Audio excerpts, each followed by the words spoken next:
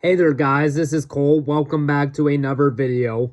Since this movie is getting a sequel this October, I figured I might as well review the first movie. And as you can tell by the title of today's video, today's horror movie I'm going to be reviewing for the season of October is the 2022 Blumhouse Productions movie, The Black Phone, starring Ethan Hawke, directed by Scott Derrickson. And I do rather like this movie. So what is the plot to The Black Phone for those who don't know? Well, the plot of the movie is as follows. Finney Shaw is a shy but clever 13-year-old boy who is being held in a soundproof basement by a sadistic masked serial killer known as the Grabber. When a disconnected phone starts to ring, he soon discovers he can hear the voices of the killer's previous victims, and they are dead set on making sure what happened to them does not happen with Finney. So that's a basic plot synopsis to the movie, and again, I do really like this movie. And now this is a movie that I had heard good things when this movie came out back in 2022. Just unfortunately I didn't get the time to see it in theaters at that time, but I was able to get this on DVD and Blu-ray, and I watched this movie back in October of 2023, and I liked it then, and rewatching it tonight, yeah, I still really like this movie. And this movie does have a rather good cast. You got Ethan Hawke as the Grabber, the main villain. You got Mason Thames as Finney. You got Madeleine McGraw, who plays Gwen, aka Finney's sister, and Miguel Mora as Robin. So yeah, you got a pretty good cast of actors in this movie. Lesser known actors, other than Ethan Hawke, of course, who was the main selling point with this movie. But yeah, pretty good cast overall. And this movie was actually directed by Scott Derrickson, who prior to this had directed the 2016 Marvel movie Doctor Strange, but he also directed the 2012 movie Sinister starring Ethan Hawke, which I do rather like that movie. He also directed The Exorcism of Emily Rose, which is a pretty good movie. He also directed that horror movie starring Eric Bana, Deliver Us from Evil. I know that was a very divisive movie, but I rather liked that movie. And I would say of Scott Derrickson's films, this would be his best.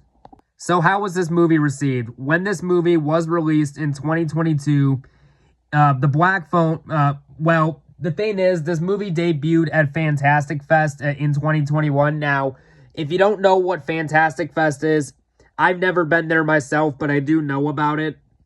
It's basically a film festival in Austin, Texas, where people can see movies early, whether it would be a couple months early or even a year or two early before the full public gets to see them.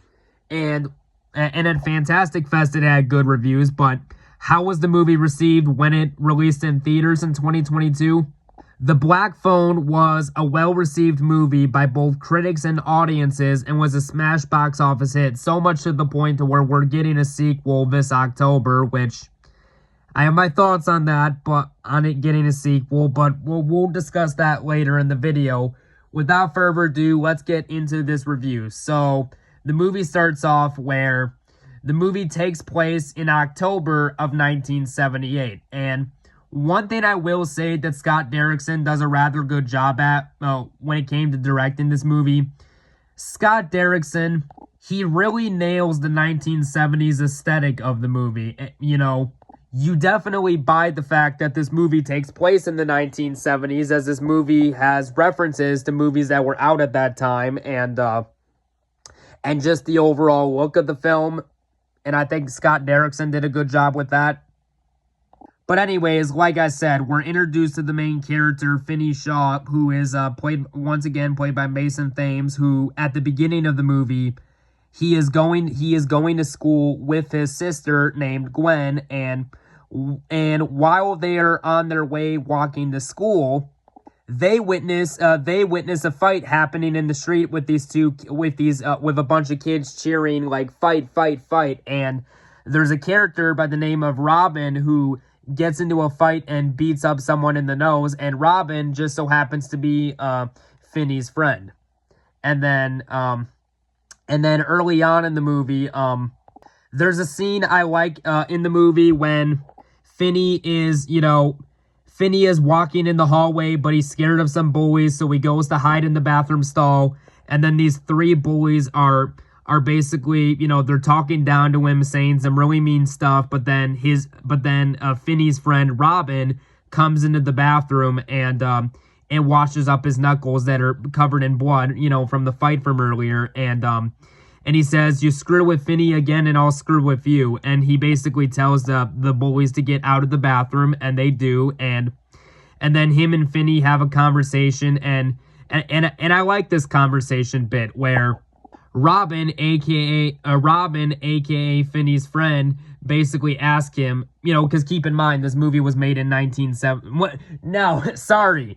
This movie was made in 2022, but it takes place in 1978. Sorry, but there's the whole conversation bit where Robin, who is Andy's, Robin, who is Finney's friend, has a conversation with them.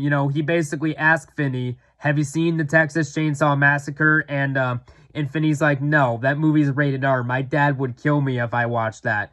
And he was like, and he says, "I've seen it." And he's like, "But man, that movie is something." And then I like the part when Robin says, "That movie is the best." But then I like the part when Finney debates him and he says, "Really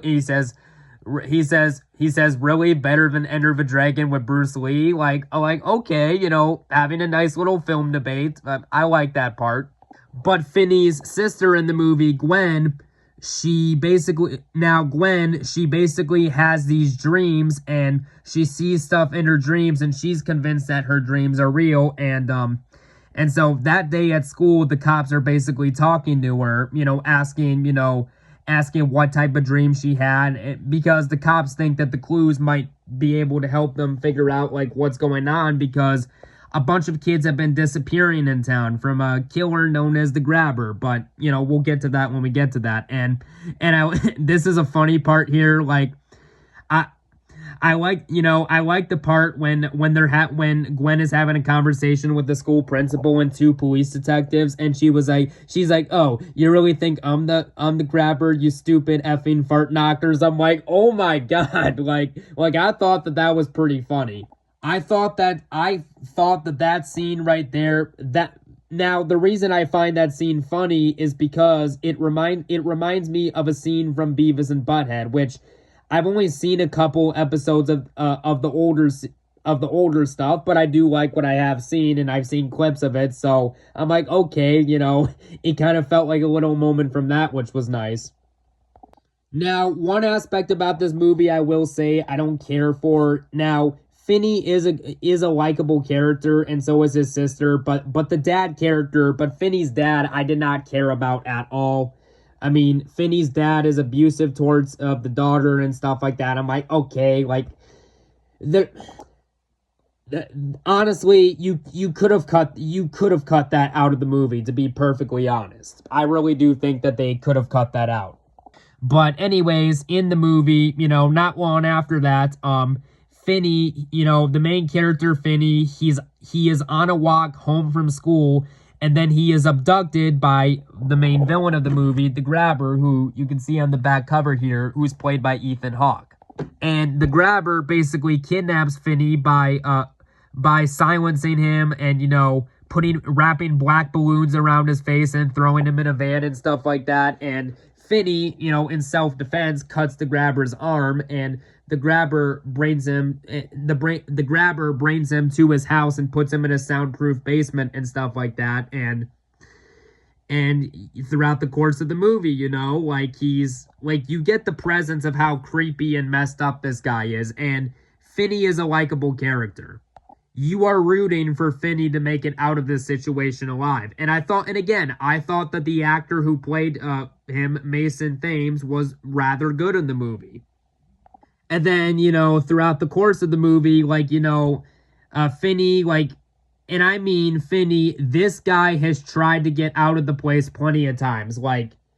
He's done everything he can and he can't get out. But then one day, Finney, because he's trapped for a couple days, but Finney, he basically gets a phone call from the disconnected phone, and the phone is starting to ring, and he can hear the voices of the killer's previous victims. And one night and there's a scene in the movie where at nighttime Finney tries to escape the basement and stuff like that, because basically the ghost of one, well, basically because like I said, Finney can hear the voices of the killer's previous victims. One of the killer's previous victims basically tells Finney that the grabber is going to play a game called Naughty Boy and stuff like that. It's his favorite game to play. He fell asleep in the chair waiting for you. And basically, Finney, he basically has to find a lock combination, because the front door is locked with a safe combination, and he has to get the door open, because it's a locker safe, attached to the door. And, Finney, he does successfully manage to successfully get the lock off the door and stuff like that. And he runs outside, but the dog starts, but Finney's dog starts barking and stuff like that. No, not Finney's dog. The grabber, played by Ethan Hawke, his dog starts to bark, which wakes up the grabber, and the grabber basically chases Finney, and Finney is screaming for help, but the grabber knocks him to the ground, silencing him, saying, "Don't you dare make another sound. If you do, you're done. It's over." But then, as soon as the sound dies down, when people turn their lights on, the lights are turned off, and Finney is brought back to where he was brought. And then later on in the movie, like I said,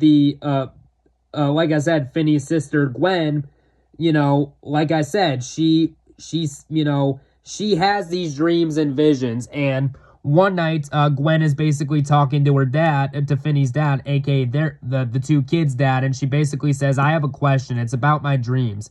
And she says, "What if my dreams are real? What if my dreams can help me find Finney?" and stuff like that. And the dad's conflicted, but he does agree to, tag along this journey and stuff like that to find their son. And the mother died, but we get that backstory in the movie. And also earlier on in the movie, Finney's friend Robin goes missing, which does play a part into it. But now let's get to that part. So after a few attempts failed by Finney, the last attempt is when Finney can hear the voice of Robin, his best friend, who was one of the grabber's previous victims. And Robin basically tells him, hey, you got to get out of the house and stuff like that. And he even gives him advice for how to make a trap. So earlier on in the movie, Finney, he basically dug a hole in the floor because some of the pieces were loose enough, and put a carpet over it. And then continuing on that idea, Robin is basically talking to the main character, Finney, who, like I said, is played by Mason Thames, and he basically says, you basically have to take the phone, he says, you need a weapon. You need the phone in your hand, but pack the phone up with dirt and pack it up tight, and then back up, hold your arm back and swing. Basically, he's trying to teach himself defense moves to go against the grabber, and then he takes the advice, and then before Finney dares to escape, when he's on the phone with the disconnected phone with the voice of his friend Robin, who was one of the grabber's previous victims, he says, "I'm gonna miss you, Robin," and he says, "Well, then get out of here for me." And then, Finney hangs up the phone and stuff like that.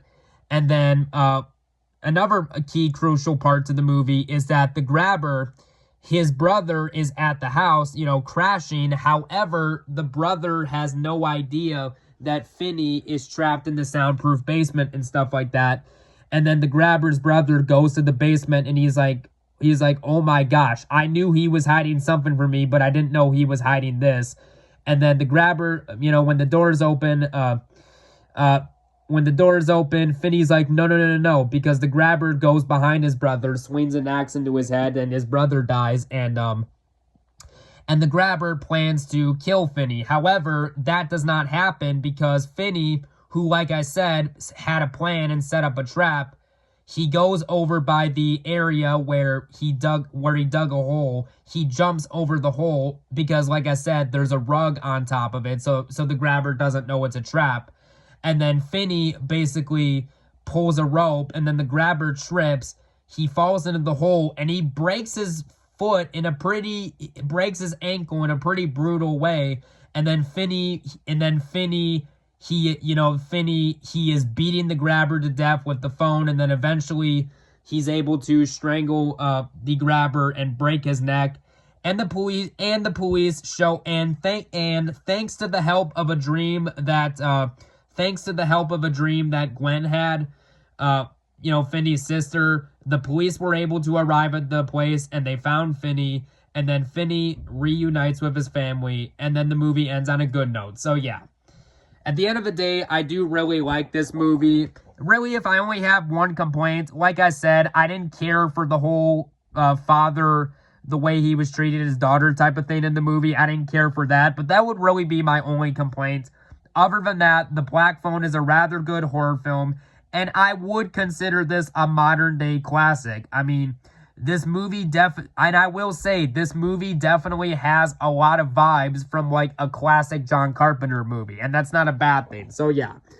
On a scale of 1 to 10, I am going to give The Black Phone a 9 out of 10. And another thing, before I end this review, I personally do not think this movie needs a sequel because this movie was self-contained. It had a beginning, a middle, and an end. I just don't think The Black Phone needs a sequel. And now, do not get me wrong. Like, for example, I really enjoyed the 1981 movie sequel, Halloween 2. I think it's a really good sequel to the first movie directed by John Carpenter. Not as good as the first movie, but it's a great sequel. But as much as I love Halloween 2, did Halloween really need sequels? No, but I don't know. We'll see what happens. But yeah, but hey, even if the second movie ends up being bad, at least we have this first movie to go back to. And yeah, this movie gets a 9 out of 10. And so yeah, thank you guys so much for watching my review. And next up, I will be taking a look at the 2012 horror movie Sinister, which was directed by Scott Derrickson 10 years before this. But yeah, we'll catch you guys later. Bye-bye.